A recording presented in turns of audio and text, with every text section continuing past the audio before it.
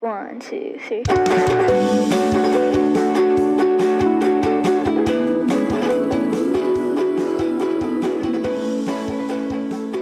Hello everyone, this is Kyle Galaz with Poor2Pro Car Sales Training Podcast. Become a Sales Titan. We are in Season 6. This is Episode 2, talking about the 11 steps of the sale. I want to say thank you to all my listeners, all my supporters out there for all the kind words that you guys send me. I always want to make sure I thank you guys, you girls, you salespeople out there for supporting the podcast. I don't want to do an episode without thanking you guys. I love doing the podcast. I love helping people around the world get better at car sales and have that confidence to not only sell more cars, but have that confidence to know that I can go to the next level in my career. I can go and get promoted. And also for people that aren't in the car business, that are thinking about getting in the car business, giving them the confidence to walk in and say, I can do this. Let me at the sales floor and let me show you what I can do. If you want to do a one-on-one training session and tailor make this 11 steps of the sale for you, message me on Facebook, search for Kyle Galaz, or find me on Instagram, Poor2Pro _Car Sales Training. Let's book a one-on-one. Let's get you trained properly, and let's get you to that next level. A lot of customers out there want to meet a salesperson that knows what they're doing. They want to meet a salesperson that is competent in their career, competent at their job, and learning the steps of the sale, and always training is how you get there. That is how you get more sales. It's not a trick sentence. It's not a trick close. It's doing the proper steps, doing the proper things to earn their business. So when you go to close the deal, you've done everything up until that point to ask for the sale, and you deserve that sale at that point. Don't skip the steps of the sale. There's lots of steps out there, but I've summed it up in 11 that I feel are important enough to make an episode about and to follow them religiously. Don't skip them, and you will start seeing more sales. So let's get into this episode. Season 6, Episode 2, the 11 steps of the sale. First and foremost is the meet and greet. Meeting your customer and greeting them in a proper fashion will feel awkward at first until it becomes muscle memory, until it becomes your everyday process. Going out of the way to actually meet them and greet them and welcome them to your dealership will feel awkward. But know this, it may feel awkward to you, but the customer doesn't know that you have stepped out of your comfort zone to give them a proper meet and greet. All the customer knows is they've met a salesperson that's given them a warm meet and greet, thanked them for coming in, and is trying to find out how they can help them. What are they there for? Are they there to see anybody? Are you here to look at a vehicle? Are you here for service? Thank you guys for coming in, right? So a warm meet and greet, when you start practicing one, and I'll go over an example, it's going to feel awkward right now, especially if you're practicing in front of the customer. Make sure you get this down before you get in front of a customer. Practice at home. Just like I'm talking right now about the car business, and I'm about to go through the 11 steps of the sale for this podcast episode, I am practicing the 11 steps before I get in front of a customer. This is what you need to do if you're on your way to work, or you're heading home from work and you're listening to this episode, or it's your day off, or you're in the middle of a work shift and you're hearing this. Go practice. Go outside and practice a meet and greet. And a good meet and greet would be introducing yourself. Hi, my name is Kyle. Thank you guys for coming in. And you are? And let's get their name. There's a special word that can apply to car sales and very special to the meet and greet. Whatever you give that customer, they're going to feel compelled to give you. Reciprocity is the word. So if I say, hi, my name is Kyle, and you are, most likely they're going to give you the first of their name. Oh, I'm John. Thank you.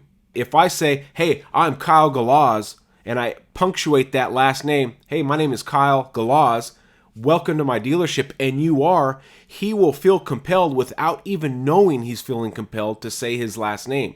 So the more you want to get out of a customer, the more you're going to have to give. It's called reciprocity. So if I say, and you could practice this on somebody just as a test, a customer walked in, hey, my name is Kyle Galaz, I'm originally from Lodi, California, right? If I were to say that to somebody, a friend or somebody, they will feel, and I say, and you are, they're going to feel compelled without even knowing to tell you their first, last name, and where they're from. This goes to show you, and here's an example that you already know. If I buy you a energy drink today, a Red Bull or a soda or whatever, lunch today, tomorrow when it's lunchtime or tomorrow when we're both thirsty, you will feel compelled to buy me a drink that day. That's normal human behavior. So now we can use it as an advantage in the meet and greet. My name is Kyle Galaz, and you are? Oh, I'm John Smith. Oh, nice to meet you, John Smith. And who's this? Oh, this is Cynthia. Oh, nice to meet you. So first and foremost, you want to say, welcome to my dealership. My name is Kyle Galaz, and you are, and get their names. Thank them for coming in. Thank you guys for coming in. I really appreciate it. You know, every customer interaction is important to me, and I appreciate you guys coming in. You can say stuff like that. It's going to feel awkward, but until you do it enough times, you're not going to be smooth. The customer will detect that, what the heck is this guy saying? But practice that before the customer comes in, and know in your head that the customer doesn't know it's awkward for you. They can't read your mind and know that it's awkward. But it is awkward because you're getting out of your comfort zone. Instead of saying, hi guys, how can I help you? Or have you guys been helped? Screw it. Let's just give them the meet and greet of a lifetime each and every time, because more often times than not, they do need help. They do want a warm welcome. Just like when you go to a restaurant or you go to an office of some sort, you want a warm meet and greet. It feels nice when someone greets you and acknowledges that you're there and is not ignoring you, because you are limited on time when you go somewhere. So are these customers. So make sure you give them a good meet and greet. So step 1, meet and greet. Write it down. I'll have it in the description of this episode 2, the 11 steps. So just in case you don't write it down, click the description and you'll see the 11 steps. Okay, step 2, build rapport. Now step 2 and step 3 go together. So I'm going to mention step 3, but we're going to talk about step 2. Step 2 is build rapport. Step 3 is needs assessment. These have to be done at the same time, because we all know that salesperson, and you may be that salesperson, and we could admit it. You know, we're not perfect salespeople, but you can admit that you know a person, or it's been you, that you've built so much rapport that you haven't furthered the car deal at all. You've built a friend, you know where they work, you know, you guys are best friends, and now the guy's out of time, he has to leave, and you haven't furthered the car deal. So number 2, building rapport, has to be done at the same time as needs assessment. Okay, now let's talk about building rapport. Building rapport is finding common ground that you can talk with your customer about. Building rapport is not an interrogation. Building rapport is an organic conversation that you can find out through basic questions, something that you can find in common. Building rapport is so much easier when you know the person, correct? If your buddy comes into the lot, you already have so much rapport with that buddy of yours that you don't, everything's fluid, everything flows. You can joke around, you can have fun, you can tease, you can take a joke, right? These are things that building rapport does. But until you find that common ground with a customer, you have to be on that lookout, questioning and organically finding that common ground. Common ground can be you guys used to work at the same place. You guys know someone in common. You guys go to the same gym. You guys go to the same church. You guys go to different functions that you guys know someone in common. You guys golf at the same place. You guys love the same football team. You guys both dirt bike. You girls both go to the same salon. You girls both love this particular coffee shop. You girls both love this particular whatever. Okay? And then once you find that common ground with that customer, that one thing that you can build upon, then you can really start chipping away at them and build a friend and gain the trust. Building rapport is all about getting that trust. If you can get the trust, you can close the deal. If you can build a rapport, you can get the trust. Okay, so building rapport is very, very important, but it has to be organic. You can't say stuff like, in a cold fashion, where do you work? What's your favorite color? Why do you want to trade in your car? This is not an interrogation. We have to organically bring things up like, hey man, it's a beautiful truck. You thinking about trading it in? Oh yeah, I was thinking about trading it in. Okay, so I found a way to compliment his truck and then say, are you thinking about trading in? Not, are you trading in your truck? It's too harsh. So we have to investigate what things do you like about your trade now? What things do you not like? Oh man, I hate that it's X and Z. Oh, okay, I understand that. So are you looking to replace that truck with something that can do what you need, the X, X, and Z? Yes, I am. Okay. Any other things that you wish you had in that truck that you're looking for in the next truck? This is part of the needs assessment. But in that questionnaire, you can find out, okay, so it doesn't do very good in the snow, or it doesn't do very good in the sand. I take it to Pismo Dunes in California, and I'm always getting stuck no matter what tires. Oh my gosh, what a bummer. What are you going to Pismo for? You got a sand rail? Do you do quads? What do you do? Dirt biking? So I'm building rapport while I'm going into step 3, which is the needs assessment. The needs assessment and build rapport have to be together. The reason why is because we're building rapport while finding out what this customer needs, so we're not wasting time just building rapport. We have to always think about the next step while we're in the current step. So in your meet and greet, you need to be looking at his trade, looking at what he's wearing, looking at his shoes, looking at his watch, looking at anything that you can pick apart, stickers on his trade that you can find to build rapport. So the meet and greet, you need to be thinking about build rapport. And in the build rapport, you need to also be doing step 3, the needs assessment. The needs assessment is also an organic questionnaire to find out what the customer needs in his next vehicle. Are they downsizing? Are they upsizing? Do they have a kid on the way? Is this why they need a big old SUV? Why do you need a big SUV? And then they can tell you.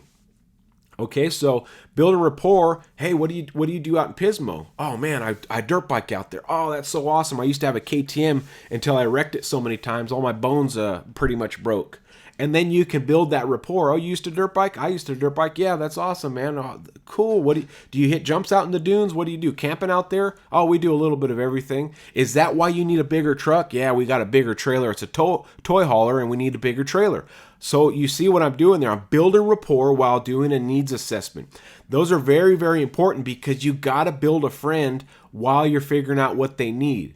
This is very important in the sales process because we can't move on to step 4 until you've built that friend and you found that common ground. Do everything you can to find the common ground, because if you find the common ground, you find out what they need, you have a friend, you have trust from them, then doing step 4, the product presentation / the walk around, will be that much easier, because if they trust you when you're doing the walk around, they will believe you. If you can build trust, build a friend, find out what they need, when you do your walk around, they will believe every word you say. And hopefully you're telling the truth and know your product, because product knowledge is confidence building for your walk around. We don't want to sell these customers the wrong vehicle. We don't want to sell these customers a truck that can't pull enough, or a 3-row vehicle that still doesn't have enough room for their car seats, for their kids. We have to make sure that this needs assessment and building rapport, we did enough in there to find out what they need so we can find the right vehicle in the needs assessment, and then do a product presentation / walk around that suits and is customized to their needs and wants. We don't want to do a walk around on every point of the car and 75% of what you talked about doesn't pertain to that customer. All they wanted to know is if it had leather heated seats, a moonroof, and Apple CarPlay. And here we are talking about 0 to 60s and top speeds, when it's not for that person. They're buying it for their 16-year-old son that just graduated high school, or 18-year-old son who graduated high school, and he needs a commuter that's safe. And we're talking about 0 to 60s. So the needs assessment is also an important step. That's why we can't skip any of these steps, because a customer wants to leave in the right product. Okay, so let's talk about the walk around. The walk around is your what's the word I'm looking for? It's your time to shine. This is where you can really put to use all the training that you did, all your product training that your brand makes you do, all these certification tests that you have to do that bug the heck out of you, and you're trying to find the answers as quick as possible. This is where all that stuff comes in, because you can properly represent your vehicle and do a proper presentation based on the needs of the customer, not just everything under the sun that has to do with the vehicle, but truly the needs of that customer. You can do a proper walk around and start setting up the next step, which is the test drive. So things you want to talk about in the walk around are things that are important to all customers. Okay, Customers love it when vehicles are comfortable. Customers love it when it has all the power features. But things that you don't need to really dig into detail is power windows, power locks, cruise control, tilt, telescope. These are things a customer expects your vehicle to have, especially at the price they're at now. Okay, so you don't want to harp on all this stuff too much, the basics. You want to present them, but this is not what sells a vehicle anymore. If a car doesn't have cruise, I mean, this is such a simple thing. That cruise control used to be something to talk about. Oh, yeah, it's cruise control. Well, what's cruise control? That's standard on everything nowadays for the most part. Backup cameras. Okay, it has a backup camera. Every car has a backup camera. So when you're doing a product presentation, you want to present that the vehicle has these things, but you don't want to spend a whole lot of time with these things because remember, the attention span of most people is 8 to 10 seconds. Okay? I've done research. You can do research. There's a reason why TikTok/X only lets you put 140 characters because that's all the attention span people have. They've figured it out. So if you spend more than 8 to 10 seconds on something as basic as a backup camera or cruise control, things like that, you're going to lose the customer. So you briefly mentioned they have it. And the stuff that you want to spend more time on is the stuff that is part of that needs assessment that you figured out. Towing. Yes, you have a trailer. Let me tell you about the towing capacities. Let me tell you about the max trailer system on this truck where it has mirrors that extend farther out so you don't have to get those extensions. These are all the things that the guy that's pulling the trailer wants to know. The construction guy wants to know the payload capacities. The construction guy wants to know that he's in legal law to be able to haul what he's hauling. He's got to get his business license or whatever that code is on the side of their truck to do business because it's an F450 with the flatbed. You have to know this stuff for that particular customer. The guy that's in the construction business that has all these tools on it is not going to care about the leather having tumbled in a dryer, a tumbler for 14 days so it's extra soft. Right? The Lincoln customer that's particular about leather might need that. So remember, in the product presentation, the walk around, make sure you're doing the product presentation based on that needs assessment. Also, product presentation, walk around, you got to have pizzazz. You got to be able to sell the sizzle. This is why this vehicle is perfect. This is why this vehicle is selling so much because of these features and options. And it's not just the way it feels and looks. It's the way it drives. So remember, when you're doing this product presentation, you have to be setting up the test drive. And things I would say in my walk-arounds is, I'll tell you what I mean, and you'll get to actually see what I mean when you're driving it. When I talk about the exhaust sound of a Maserati or the exhaust sound of a Challenger when I was in sales, or a Mustang or Camaro or whatever I was selling, I would talk about stuff they're going to experience on the test drive while I was doing my walk-around. Wait till you hear this thing shift. Wow, it's crazy. The exhaust explodes and you feel this blast of power. It's so cool when you get the RPMs up to this particular level and then boom, next gear hits. Wow, it's very impressive. And you'll see what I mean when we're driving it. And then also on the test drive, I want to show you what these different sport modes mean. There's Sport, Sport Plus, Comfort, Eco. I want to show you what those mean. And actually, I want you to feel the difference between each one when you're on the test drive. And then I'm going to take you on this curvy road so you can actually feel how this vehicle handles. So when I'm talking about suspension, I'm talking about horsepower and torque, and I'm talking about exhaust with the sports car enthusiast, with the performance enthusiast, I'm talking about things they're going to feel on the test drive. The same thing goes for the three-row SUV. When your kid's falling asleep in the back, you want to have a quiet car.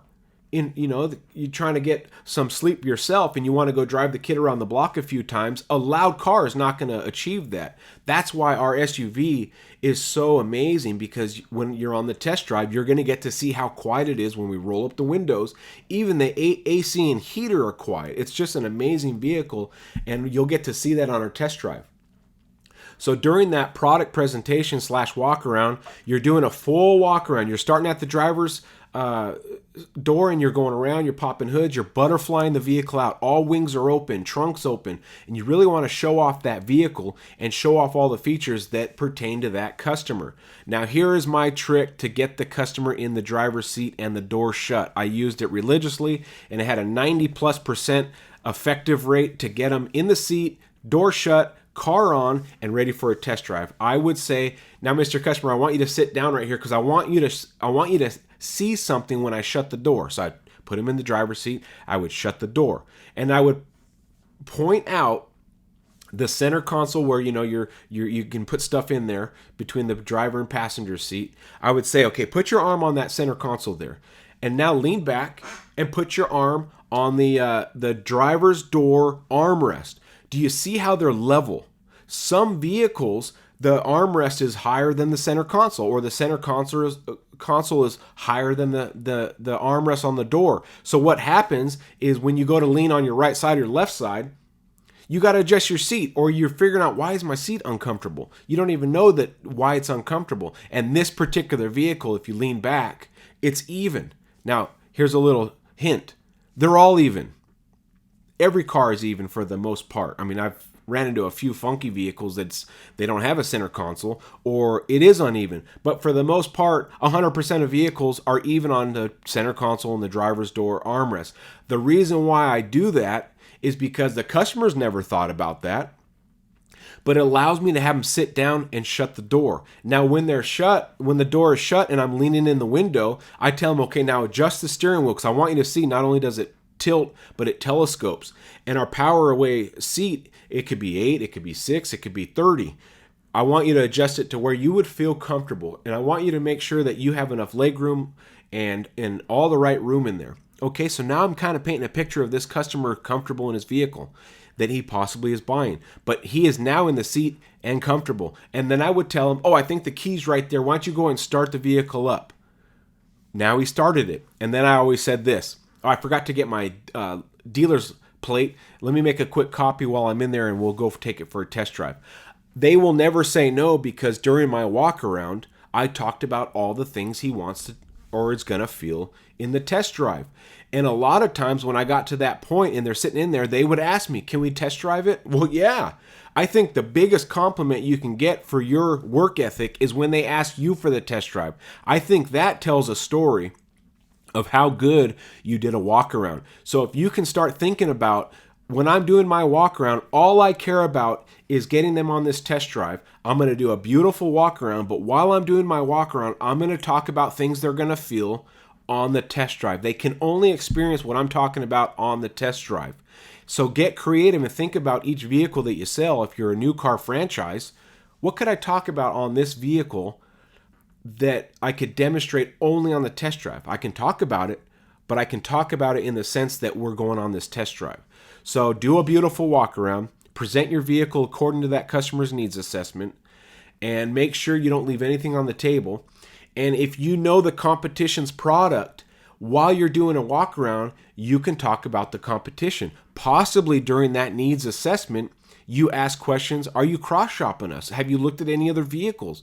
Yeah, we're comparing you to this brand. Well, excellent. That's a great brand. But I'm going to show you why in our walk around, when I'm showing the vehicle, why ours is possibly the better vehicle for you. And then you can cross-sell over the competition, okay? So needs assessment is very important for quite a few things. One of them is also finding out, are they shopping you against competition? Never bash the competition. Compliment the competition, because you'll gain more trust with your customer. And you never know, if you bash that competition, they may be a tried and true believer of that brand since they were born, because grandpa had it, their dad had it, and now they have that brand. And here you are bashing on it when it served them well for 3 generations, okay? So be careful when you're talking about other brands. Never bash them. Compliment them. There is a reason why they're $1 billion company. They make great products.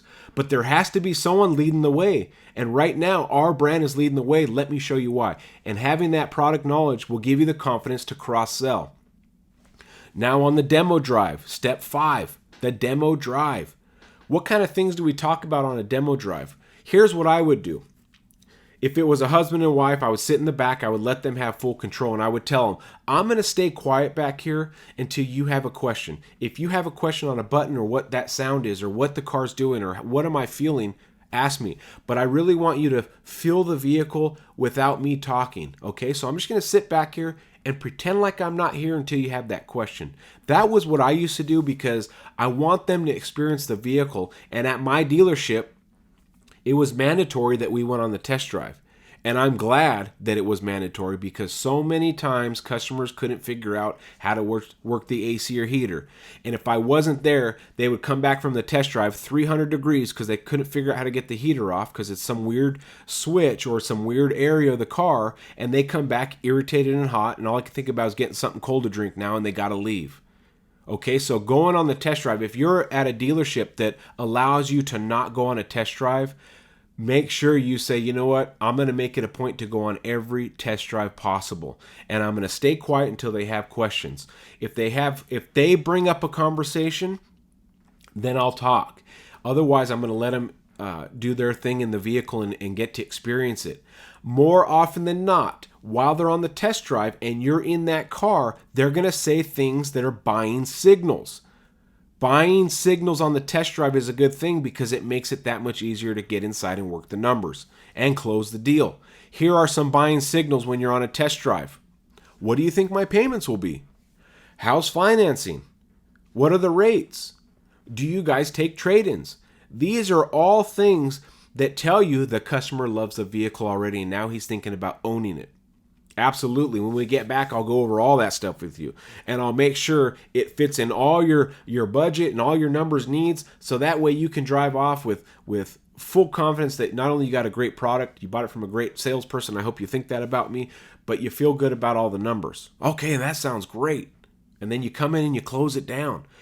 Yes, there's going to be negotiating. Yes, the payment's too high. Yes, the trade's too low. But at least you're working the deal. Do not desk your deal before you get inside and have done these steps. A lot of salespeople get tripped up during the needs assessment when customers ask, what kind of rates do you have? What do you think my trade's worth? What kind of discounts are you guys doing? Don't talk about any of that. You need to bypass it. Oh, I saved that for the inside when it's time to work the deal. You don't know what the rates are? Well, yeah, I know what the rates are. They can be from 0% from our manufacturer up to 25%. But I won't know where you land until we actually work the deal. Oh, okay, that sounds fair. Any reasonable customer is not going to hold you to it. I don't want to get into a discussion of interest rates before we find the right vehicle because every vehicle has a different interest rate.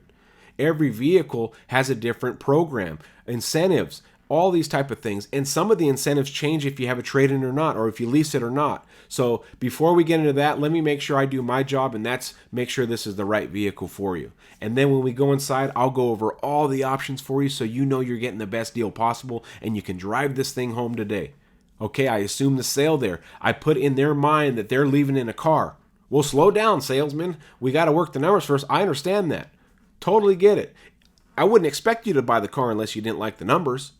These are all things that can diffuse a customer that's hostile about rates and payments and trades. You say, I wouldn't expect you to buy it unless you like the numbers. Okay, fair enough. But I can't work the numbers until I make sure this is the perfect car for you. Well, I've test driven these before. I understand that, but every vehicle is different. If they were the same car, they would have the same VIN number.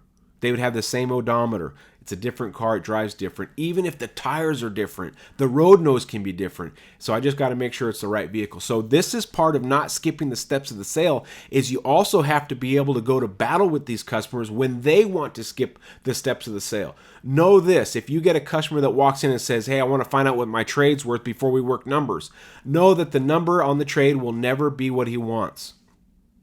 Know that he is not emotionally attached to a vehicle on your lot, and you haven't built rapport and you haven't done a needs assessment, and all the guy wants to know is what his trade's worth. I'm sorry, Mr. Customer, that is not how our dealership does business. We need to find a vehicle. We need to test drive the vehicle. I need to make sure that it has all the right features and needs that you want. A customer that truly came in to buy a car is going to be okay with that. I have to do my job as a salesperson and take you through the steps so I can make sure this is the right vehicle. If you just want a trade appraisal, that's not how we do business. Well, then you guys don't want my business, then you don't want to make a commission. Mr. Customer, and this is what I would think, you weren't buying a car if that was your attitude anyway. If you are unwilling to look at my vehicles, you just want a trade appraisal, in my head I'm thinking, you weren't buying a car anyway. And all I was going to do was make you mad with getting you an appraisal from my manager in 15 minutes or less. So I've never had the option to meet and greet, build rapport, needs assessment, product presentation, test drive, and you want to work the numbers. That's not how we do business, and I'm sorry for that. If you have a reasonable customer and you say, this is just part of my job, before I can work numbers, our policy is we have to find a vehicle. We have to make sure it's the right vehicle. We have to make sure you test drove it. If you can set those little seeds of, this is our policy, this is how we do the procedure, and you have a truly reasonable customer that's looking to buy a car, they're going to say, fair enough.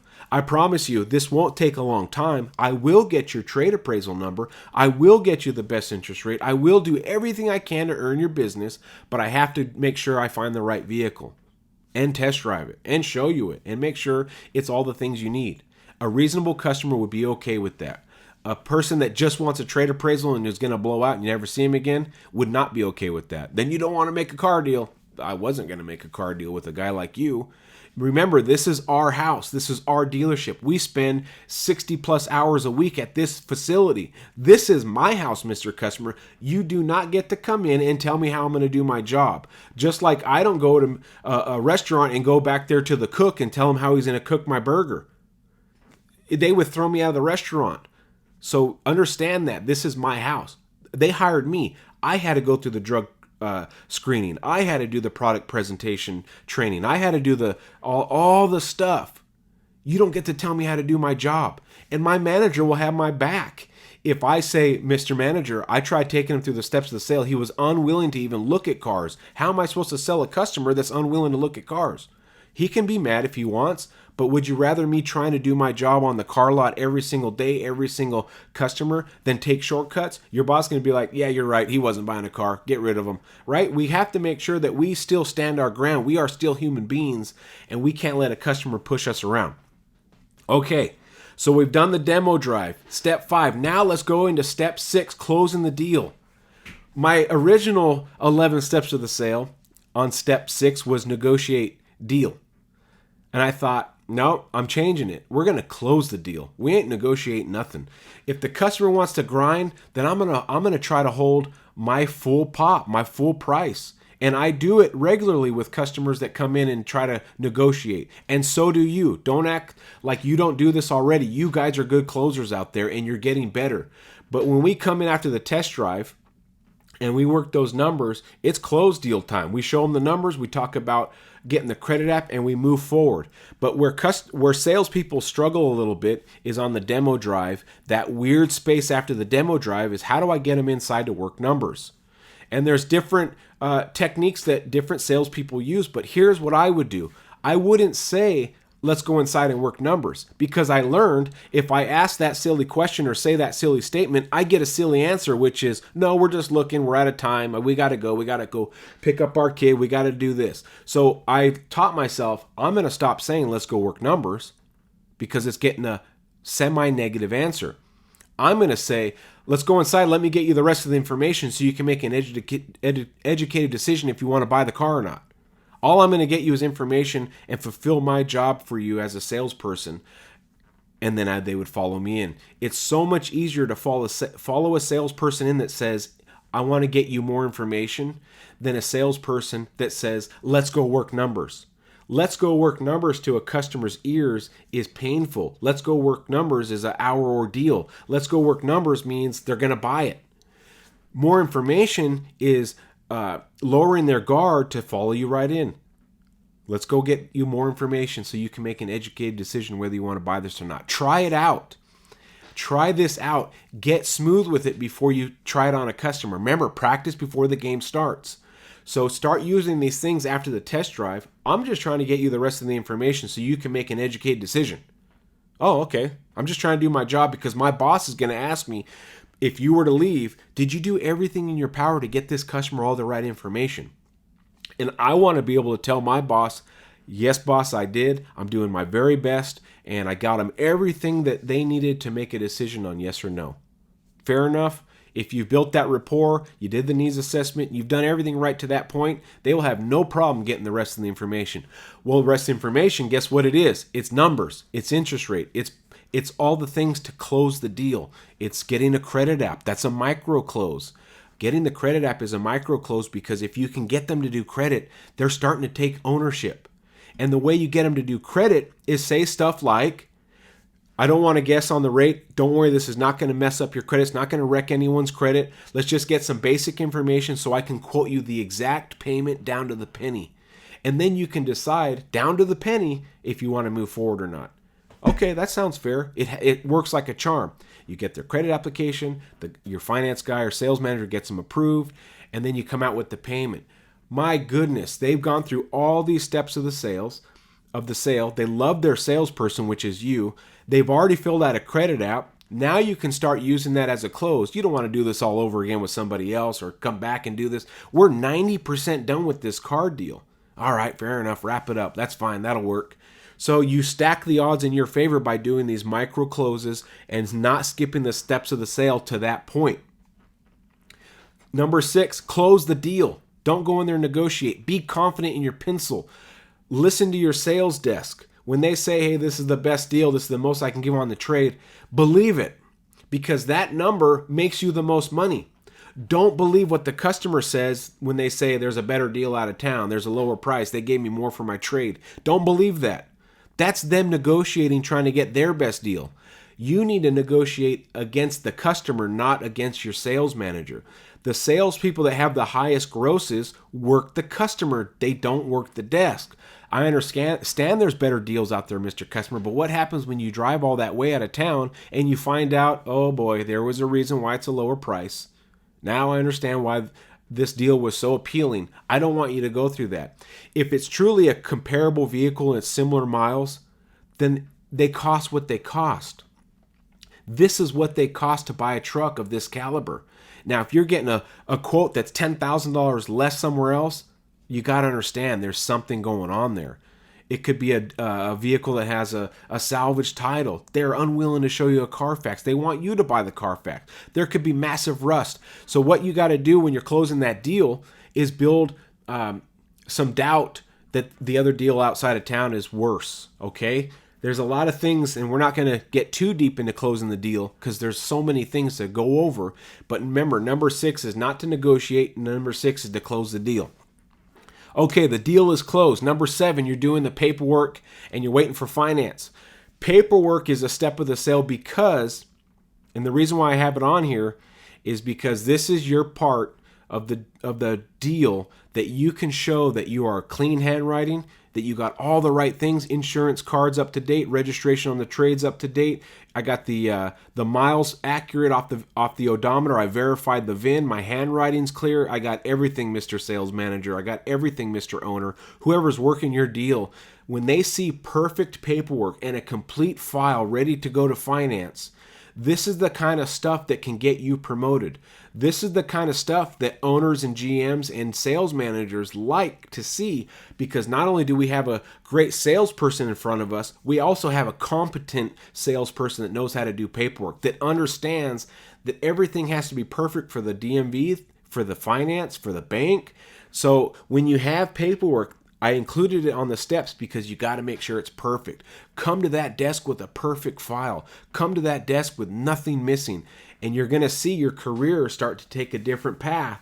And not only that, it's discipline. Having clean handwriting. Telling the customer, I do need the phone number on the reference. I do need the address. I do need to know these things. And then it holds your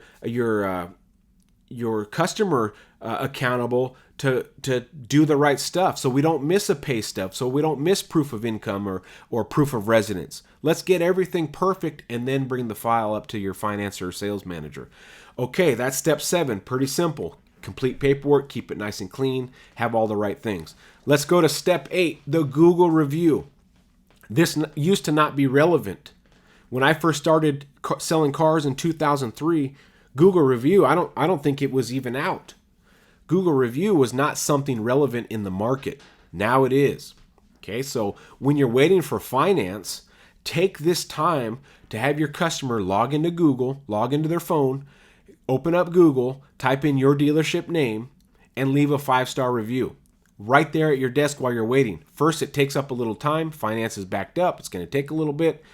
Get that Google review. Have them do a 5-star review. Now, where it's important on this step 8 Google review is make sure when they leave the review, they mention your first and last name.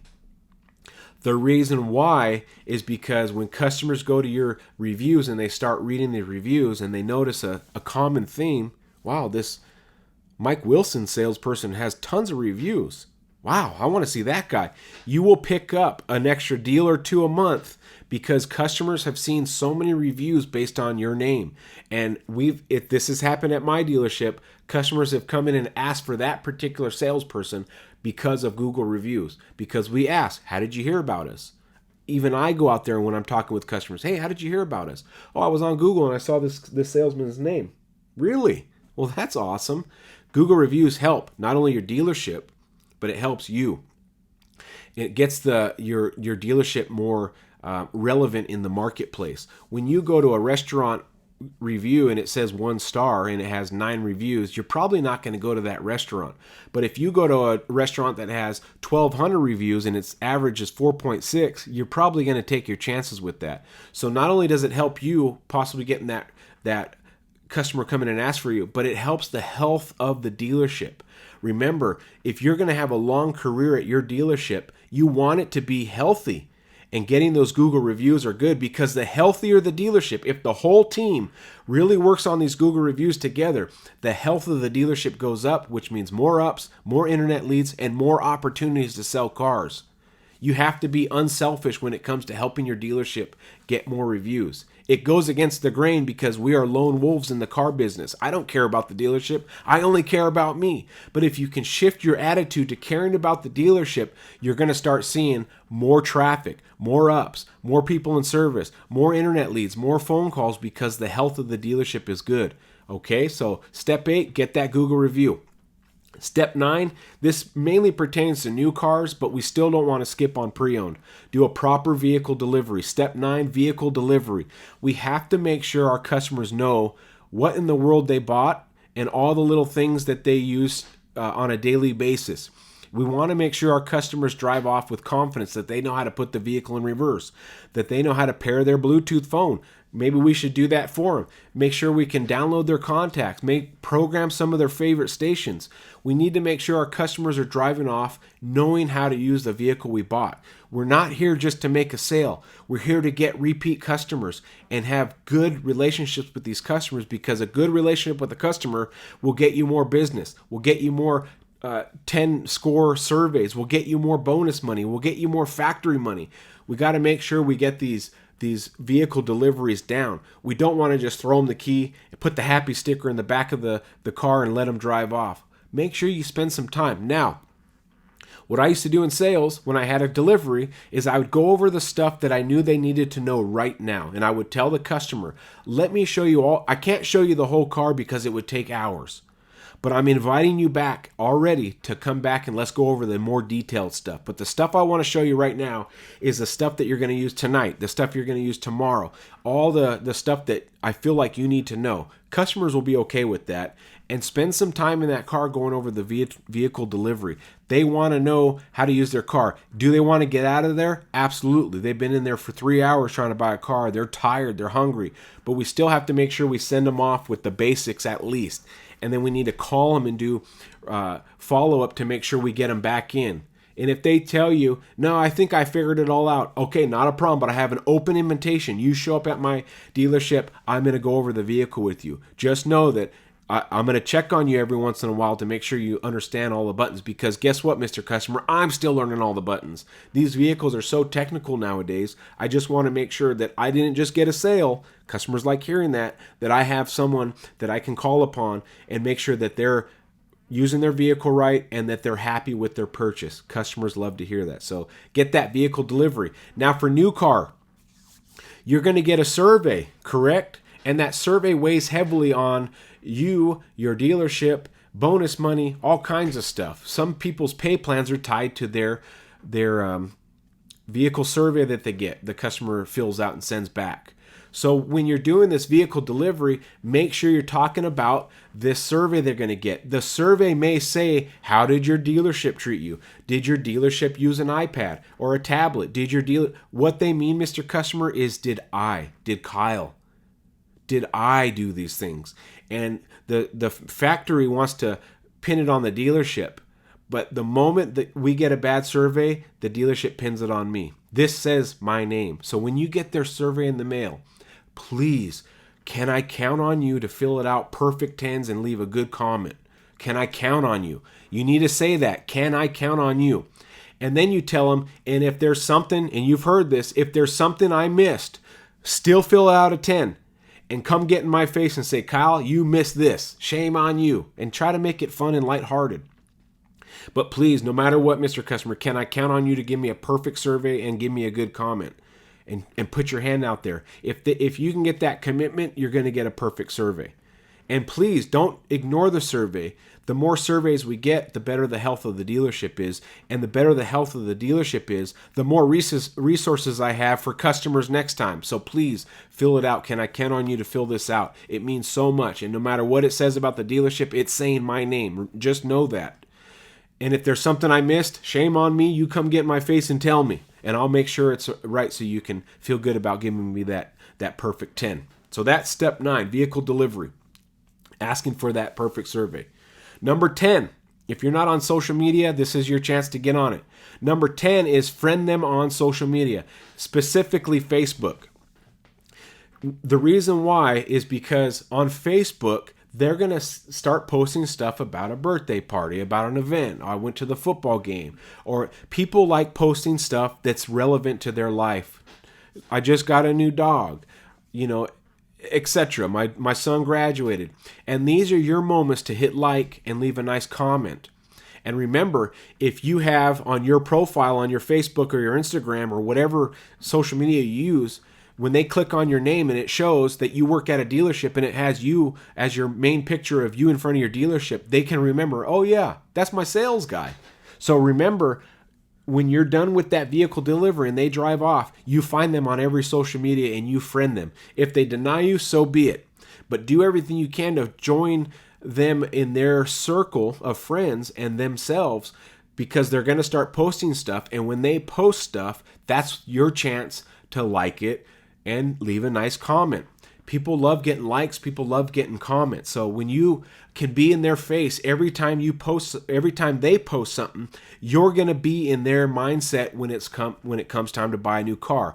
When it comes time to refer a friend, they're going to think of the salesperson that they see every single day on Facebook or on Instagram. So remember, friend them on social media, specifically Facebook. That's step 10. Now step 11. Forever follow-up. Follow-up can never end because your sold customers, just like my book, Sold is Gold, these people already like you. They already trust you. You already have built rapport with them. You have things in common. They know the process at your dealership. They will give you first chance if you're first on their mind. And the only way you're first on their mind is by doing forever follow-up.